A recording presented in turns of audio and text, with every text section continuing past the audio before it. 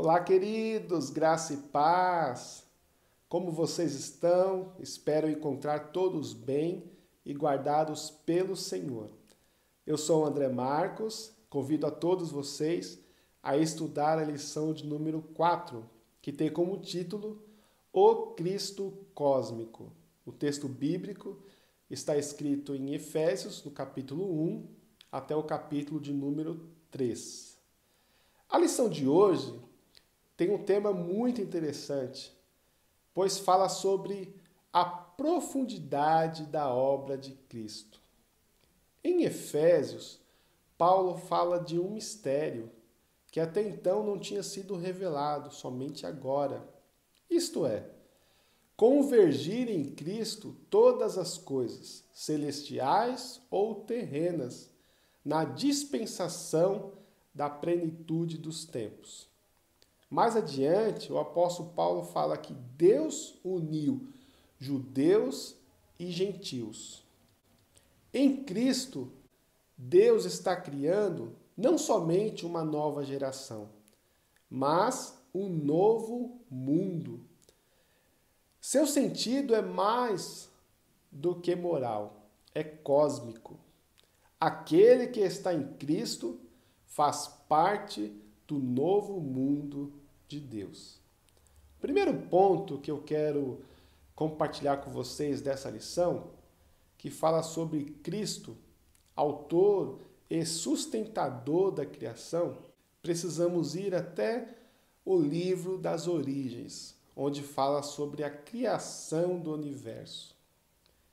Em Gênesis, capítulo 1, nós vamos conhecer a maneira harmoniosa e organizada que Deus criou o universo. Note que Deus criou o universo a partir do nada. João vai dizer que Jesus estava na criação e todas as coisas foram feitas por intermédio dele. Vejam o que está escrito em Gênesis capítulo 1 e versículo 31. E Deus viu tudo o que havia feito, e tudo havia ficado muito bom. Observe a maneira harmoniosa que Deus criou o universo. Não existia desarmonia, não havia nenhuma contenda.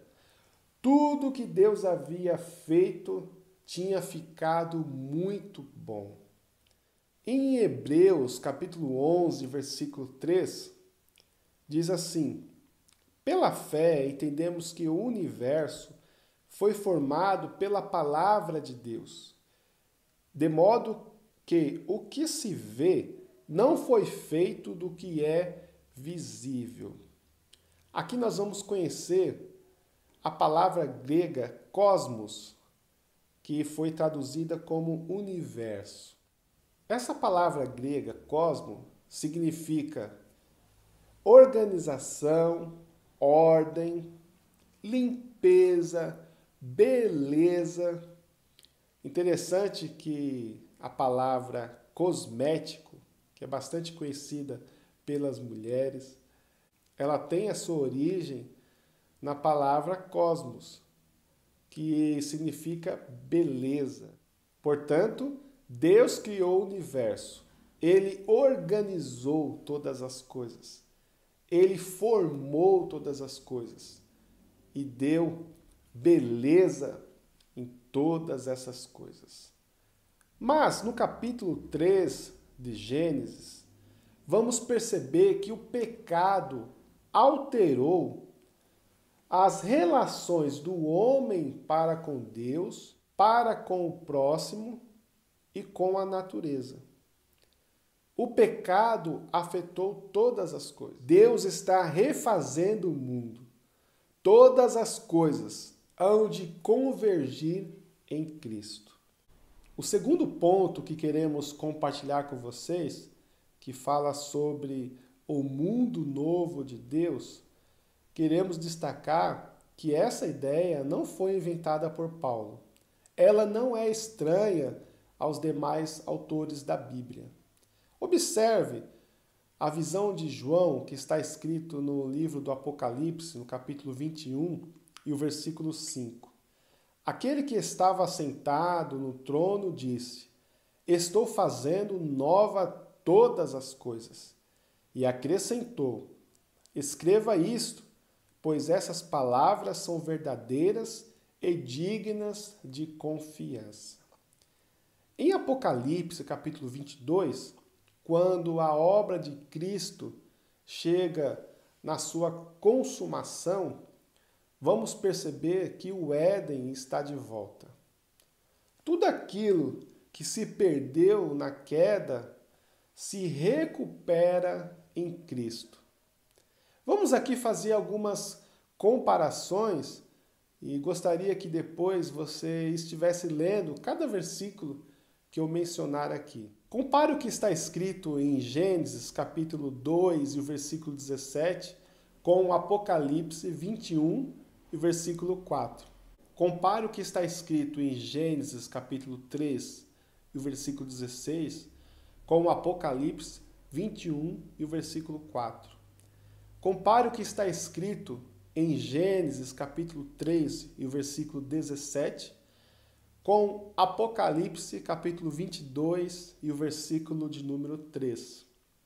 Compare o que está escrito em Gênesis, capítulo 3, do versículo 22 ao 24, com Apocalipse, capítulo 22 e o versículo 2.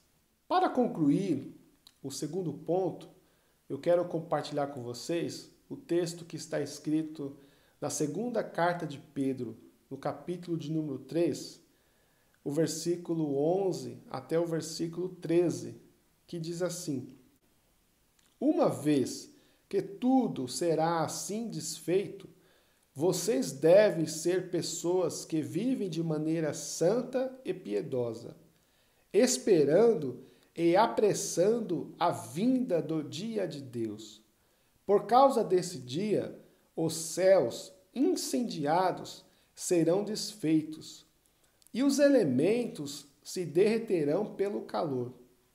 Nós, porém, segundo a promessa de Deus, esperamos novos céus e nova terra, nos quais habita a justiça. Esse texto vai falar sobre a transformação que se dará com a consumação da obra de Cristo. Enquanto isso não acontece, nós devemos viver uma vida santa e piedosa. O terceiro e último ponto que quero compartilhar com vocês nos faz uma pergunta: qual é o nosso lugar nesse novo mundo de Deus? Pois bem, ser igreja é mais do que entoar cânticos, apresentar programas sociais, ir aos cultos. Ser igreja vai muito além. É fazer parte do novo mundo de Deus. No momento, a igreja é militante, ou seja, ela combate o mundo, ela enfrenta os problemas da vida, ela passa por lutas humanas, mas um dia ela será triunfante. Ou seja, ela vai triunfar sobre o poder do mal, colocando um fim no caos do mundo. Ela julgará o mundo e o mal com o Senhor triunfante, conforme está escrito em Mateus capítulo 19, versículo 18 e também em Lucas capítulo 22 e o versículo 30. E aqui quero destacar mais uma fala do autor da lição, que diz assim: nosso triunfo não é apenas para essa vida, mas é para a nova ordem de Deus. Deus está criando um novo mundo.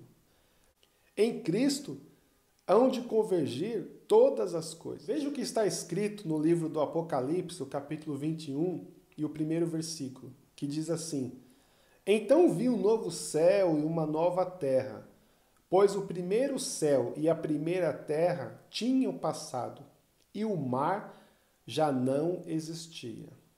Meus queridos, como é bom estudar a palavra de Deus. Meu coração muito se alegra em poder compartilhar esse tempo com vocês. Portanto, não se esqueçam, o pecado é um desastre. Ele perturbou o relacionamento do homem para com Deus, para com o próximo e com a natureza. Veja o que está escrito em Romanos, no capítulo 8, do versículo 19 a 22. Fala que toda a criação geme até agora. A obra de Cristo é destruir o poder do pecado e de seu autor. Essa nova ordem de Deus não é apenas moral, mas cósmica. Que Deus em Cristo vos abençoe. Tenham todos uma excelente semana e até o próximo encontro, se assim Deus nos permitir.